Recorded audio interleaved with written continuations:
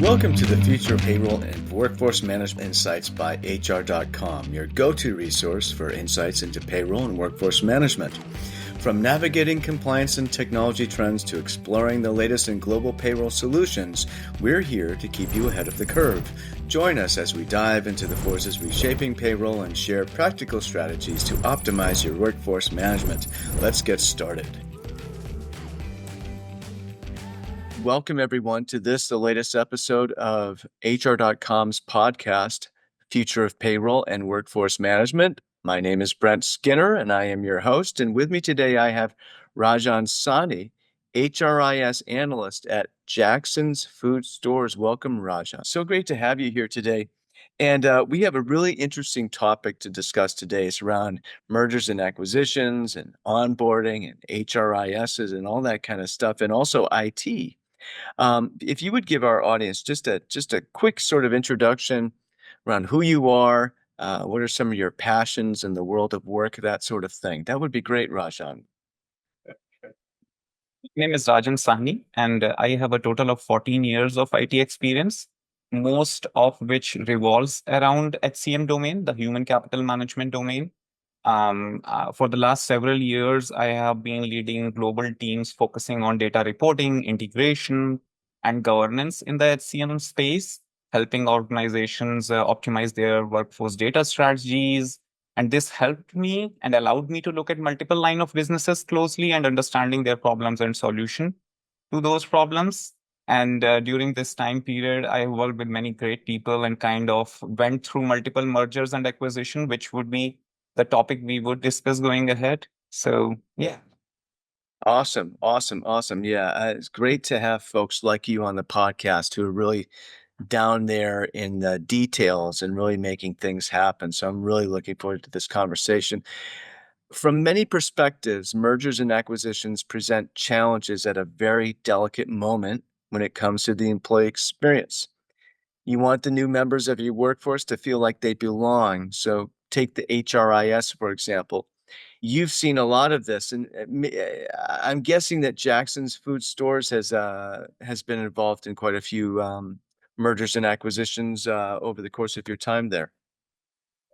That's true. We keep going through a lot of mergers and acquisitions, and I just have like a small story. When I started in this domain, I was working, and there was a huge anxiety. I was working for a HCM product company at that time, and there was a huge anxiety around the mergers and acquisition. And I talked to one of the leadership of an organization, enterprise level organization.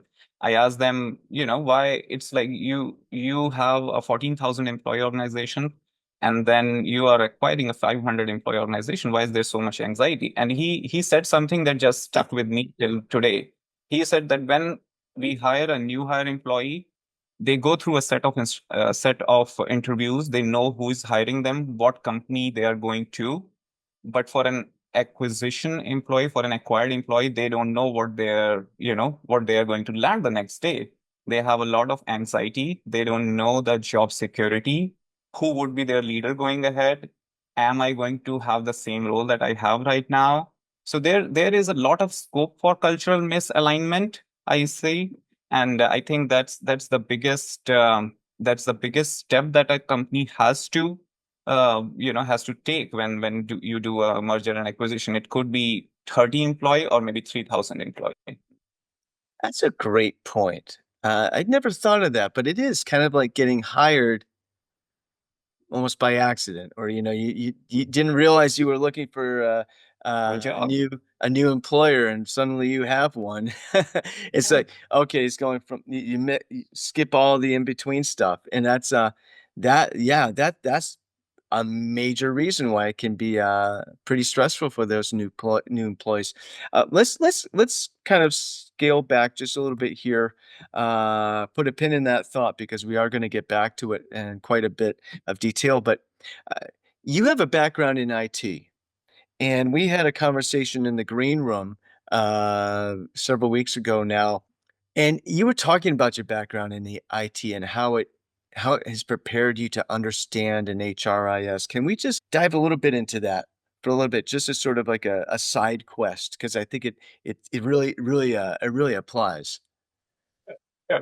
So HRIS team comes into the picture, I think the first day the employee joins the organization, when they go to the onboarding policy, when they have a lot of questions on how their vacation would work. Because if you talk like 20, 30 years back, we just had HRs who would just go and talk to employees and explain stuff.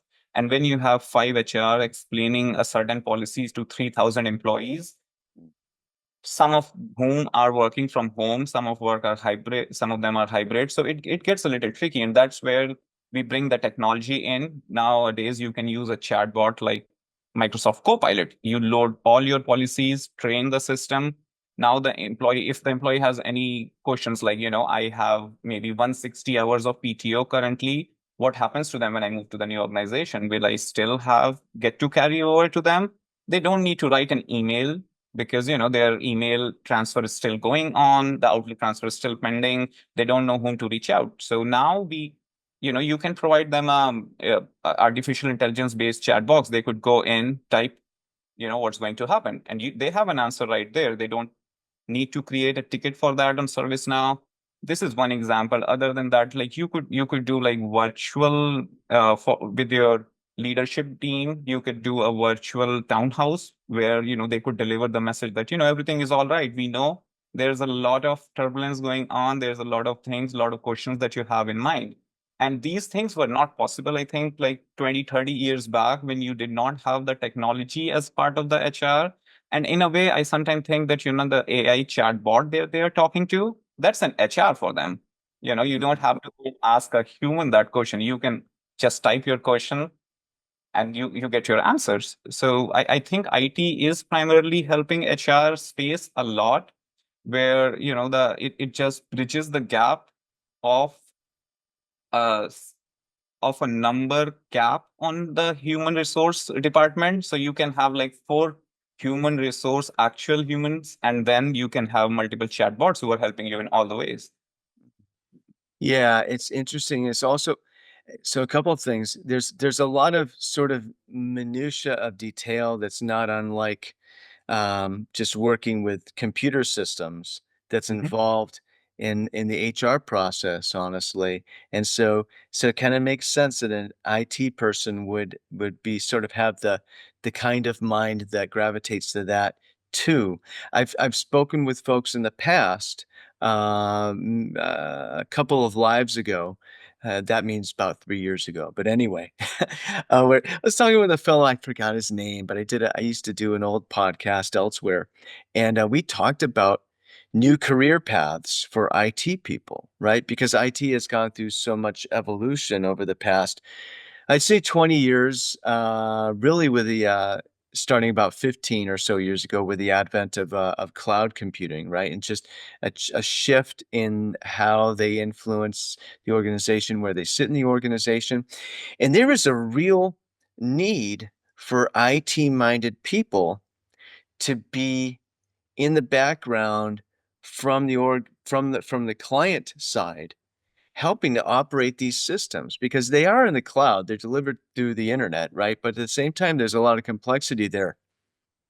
And that's why you see, for a lot of product companies, like the HCM product companies, they have a separate division where they talk about mergers and acquisition. It's a separate department there where they just deal with those complexities, because it just doesn't come up with, sometimes it just comes up with a new state, or a certain level of employment verification documents. If you're hiring like a DOT truck driver, it comes with those things. But other than that, the human sentiment part of it, that's where I think artificial intelligence really helps, and the IT actually, helps in the whole game. I think it's very helpful. Yeah, the artificial intelligence, right? I know we're going to talk about that. You can't get through an HR related podcast without talking about AI these days, and that's good.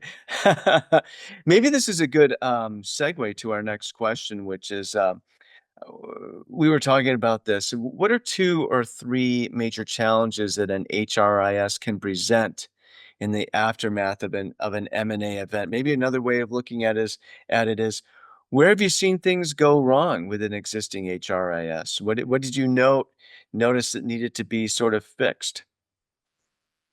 So, so I think the most important thing is the communication. As I said, like, when an employee, an acquired or merged employee, when they join the new organization, I think the most important thing is a clear line of communication. They need to know because they have certain questions and it just gives them anxiety.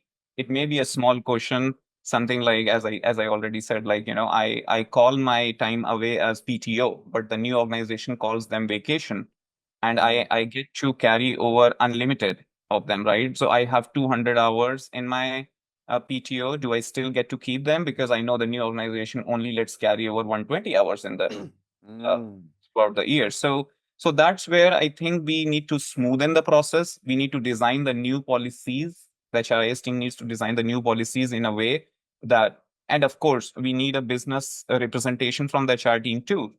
Let them have this, the 200 hours of carryover for their PTO for a year, but tell them that you have to use it because from the next year, the carryover for the organization is 120 hours. So that kind of gives them the feeling that, we are being heard. So clear line of communication is the one. Then the second, I think, is making everything easier. Where when I say easier is that if you make your onboard, because HRIS system is the actual system which is like a first impression for the organization, because that's where they do their onboarding, that's where they do their I-9. So you have to make sure that you are doing this things easier. Then using the artificial intelligence, we create sometimes a buddy matching program where you see, okay, this person is doing a certain job in this organization and we have another person with similar skill sets, and we try to do a buddy matching there so that they can talk to each other and kind of understand, okay, this work is very similar to what I have been doing. And how do you report? What's your reporting structure in the organization? Where do you sit? And what's the recurrence of your meetings, and what softwares you are using? So when you have like kind of a connect, like a human connect with another person, and you think like, oh, there's already a team which is in place, so it makes things easier. So we use like the buddy matching program. At the same time, you need to use surveys. So do pre-merger surveys and post-merger surveys. So in the pre-merger surveys, try to understand what HR policies do they love about their organization, and then try to do an analysis on your side that how many of these can be taken forward. If some of them cannot be, then maybe work towards them, and then do a post merger survey and try to see, like, whether how did you land, and then you can probably work, because it's an incremental process. If you did something incorrectly this time, you need to do that correct next time. So that's another way of doing it. And then you can do sentiment analysis. Like, if the new hires, they are putting a lot of tickets for the infrastructure team in the first month, that means that onboarding didn't go well. And then you can do some sentiment analysis on that and try to understand that how do we do better. Yeah, yeah, those are all really great points. There is no, there's a level, there's an extent of of standards in HR, like, you know, a large number of organizations call it, okay, payroll. That's a term that everybody uses the same term for. But you brought up a good one where it's not necessarily. It might be called PTO in one place. It might be called vacation time, especially when you start merging, acquiring organizations in different countries, right? And every organization that you acquire, they have a technology, the HRIS, that is set up according to that lexicon. So how do you port in, how do you get the new the acquiring organizations HRIS to understand when you port in vacation time to port it into the PTO slot, right? I'm using very technical terms here, slot. But anyway, the whole point is like that. That's that's a real issue. You mentioned one thing around conducting a pre-merger survey. This I imagine um, would take place after the acquisition has been announced or the intent to acquire has been announced, right? How what kind of challenges can you encounter in maybe making that happen? I imagine it's easier sometimes than others. For sure. So some most of the time employees are hesitant to, to say whatever is in their mind. So that's where you see a lot of gamified surveys where you would see that, maybe two monkeys are talking among each other, and then they describe you a story, and then they say, what did you think of it? And then, but in the background, you don't directly ask them questions that, how are you feeling about it? Everybody would say, yeah, I'm fine, but then you tell them a story through a gamified interactive platform, and then you ask, how do you feel based on, what's happening there? And then based on that, you can do some sentiment analysis to understand, like, overall what's going on. So that's like one way of doing it. And I think it's very important uh, because when there's a feeling of anxiety towards it, right? Like nobody wants to actually speak up. It's very easy to say that, you have a survey, feel free to write, it's anonymous, feel free to write whatever you want to, but it gets a little tricky there. Yeah, gamified surveys. I am embarrassed to say I hadn't heard of those before. I probably should have, having been in the space for a while, but that's super interesting and really smart. I love that idea. Um, let's kind of get into another question that we had that I had for you here is that related to the HRIS specifically, we might have actually covered this quite a bit, but maybe if you could put sort of a nice bow on it, if you will, for me, Rajan. What are two or three best practices you would recommend someone exercise when preparing to absorb many new employees in a short period of time from an HRIS perspective? So there are two perspective of it. One is the human perspective, and other is the technological perspective. So from the technological perspective, you have to understand what kind of system were they using before, and then which system are they moving to. So if they were using a system where, they had a lot of manual, because when you are acquiring a company, you are acquiring the employees, but you are acquiring the HRs too, so they are also coming in the organization with you, right? So maybe you are acquiring two HRs, and they were, I don't know, maybe using SAP success factors or something, and now you're moving them to Workday. So that's a new word for them too. So you have to make sure that from the technological point of view, you train them. Then there's a lot of compliance around the HR data. You have a lot of PII documents, you have a lot of HIPAA related stuff. You have to keep the data, some of the data for 7 years, benefit related stuff, some of the data for unlimited time. So you need to make sure that the data that you have in that HCM system, sometimes we make like data lake or a data warehouse of that, and build a SSIS system over it or SSRS system, and then query the reports so we can.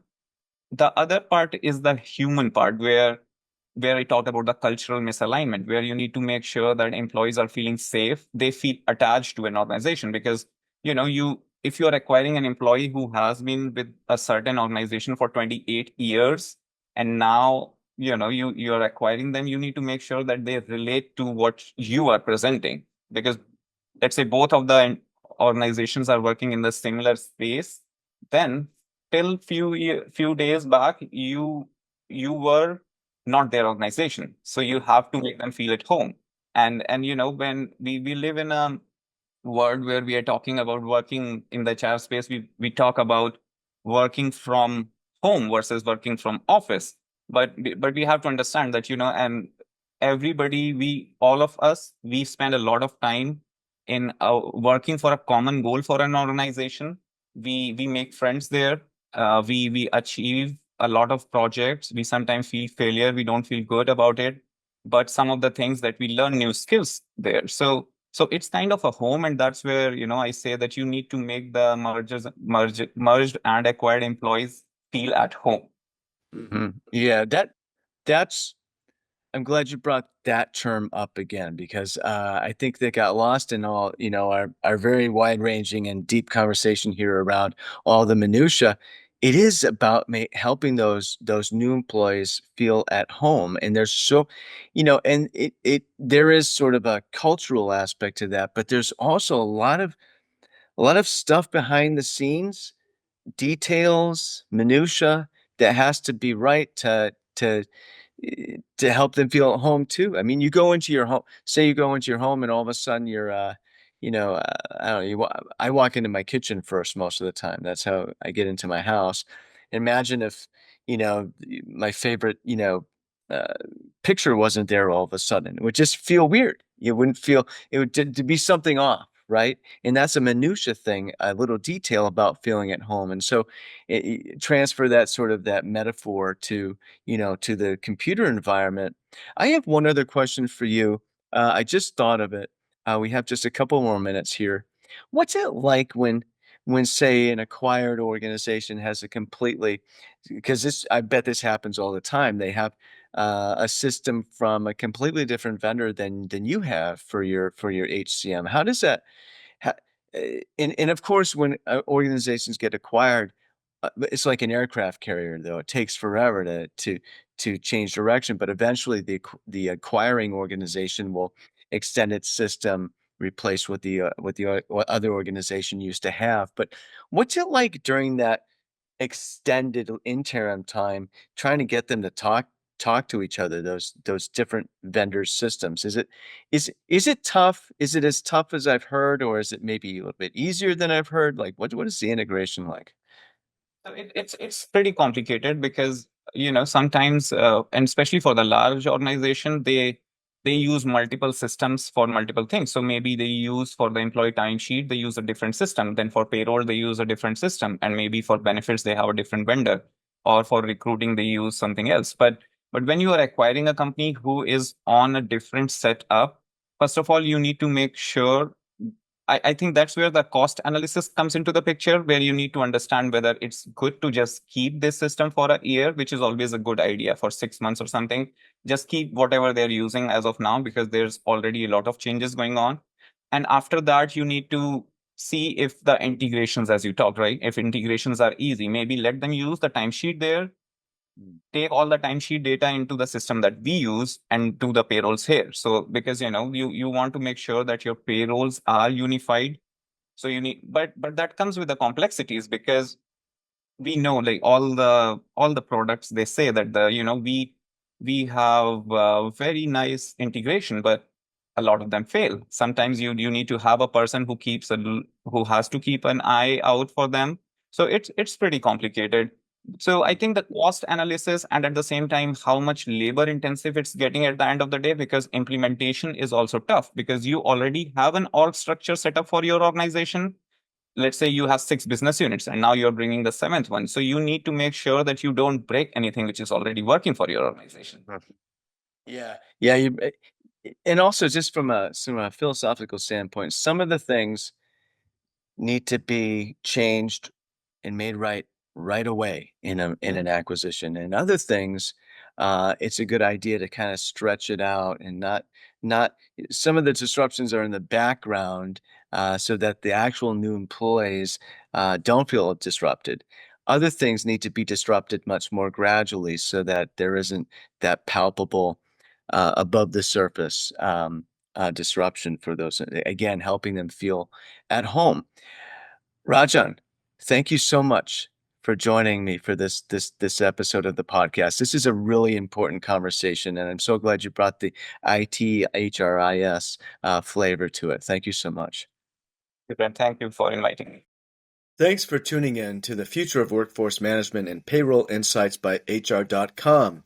We hope today's episode brought you valuable insights and fresh perspectives on the future of payroll and workforce management. Be sure to check out more episodes and explore resources at hr.com/podcast or wherever you listen to podcasts. Until next time, keep innovating and making a difference in the world of payroll and workforce management.